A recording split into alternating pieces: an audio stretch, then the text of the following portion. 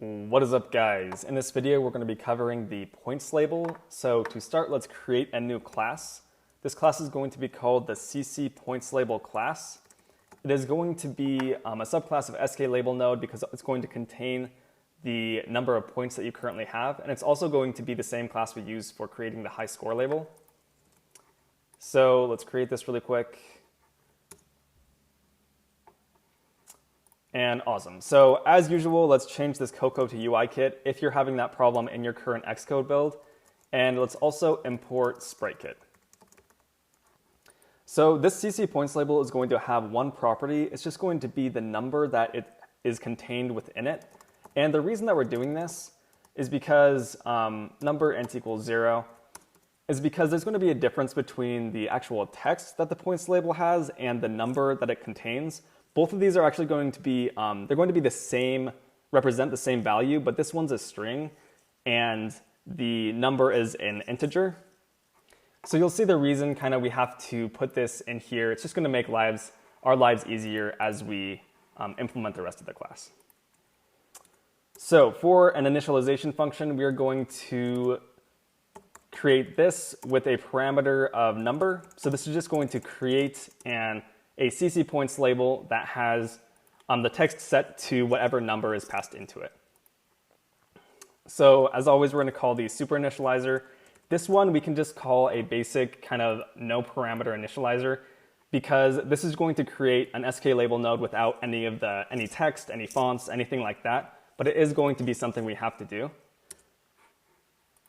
And for this number that we passed in, we're going to set this number right here that we just created as a property to the number that is passed in this initialization function. So we're going to say self.number equals number. And don't let this confuse you. Self.number is what is referencing this right here. Number is what's referencing the parameter that has just been passed in. So we're also going to set the text of our SKLabel node to this number that is passed in. And last but not least, we're going to change the font size to 20. 20 seemed like a good size for the font for our labels. As always, let's put in this required initialization function when we create a custom initializer. And awesome, we can move on from the initialization. So we have a couple functions that we want to implement. We want to implement one called Increments and one called set2. All Increment is going to do is going to increase the number of our label node by 1. So Increments, we're going to say number plus plus. So this is going to increment the number in the points label by 1. And we want to set the text now to this new number. And this is what I was talking about in that there's a difference between the actual number and the text, but we need to make sure that they're always equivalent as we implement these functions. And make sure there are quotation marks around this, so it's actually a string. So now we're going to create the set2 method, and all this is going to do is allow us to set this label node to any number that we want. So this is going to be utilized when we use this class for the high score label. So we're going to say number equals num. So the number of our points label is equal to the num that is passed in right here. And then we're going to say text, just the same as the increment method, is then equal to the new number that we have set. So this is going to be it for the CCPointsLabel. This is just going to make it easier for us to manipulate it as we go, so we don't have to keep setting the text to a different string value anytime we want to increment or set it to a new value. So if we go back into our game scene, we can actually add this to our scene. Let's go to the bottom of the load functions. We're going to say func load points labels. And in here, we are going to load in the points label and also the high score label. So let's say, we're going to say let points label equal CCPointsLabel. So we're going to use the class we just created with a number of 0 to start. For the position, we're going to want, I'm going to put my points label in the top left corner and the high score in the top right corner.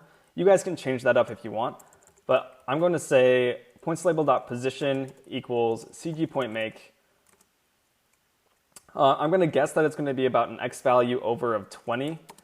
And to get it in the top left, we're going to say frame.size.height minus maybe 30. See how that goes. I'm going to give this points label a name so that we can access it in other functions later using the child node with name method. So it's going to be points label. And last but not least, we have to add this to our scene. So now I'm going to do the same thing, fairly similar with the high score label. CCPointsLabel. For now, it's going to be set to a number of 0. When we actually get a high score saved, we're going to pass that value in instead. So we're going to come back to this function in the next few videos. For the high score label's position, I'm going to say CGPointMake. It's going to be view.frame.size.width minus 20 to kind of get it on that right side. And it's going to be the same height, so frame.size.height minus 30. This high score label is going to be named just high score label. And last but not least, as always, we have to add this to our scene.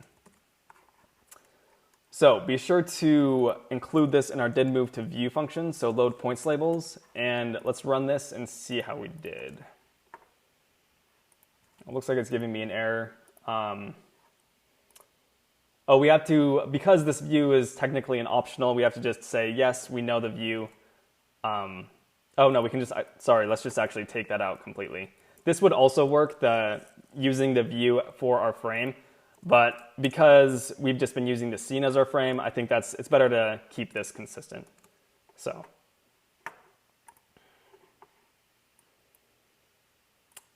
as we run this guy,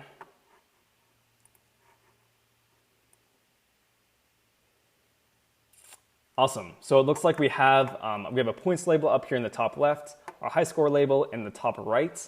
In the next few videos, we'll actually get these guys incrementing as our hero runs by the obstacles.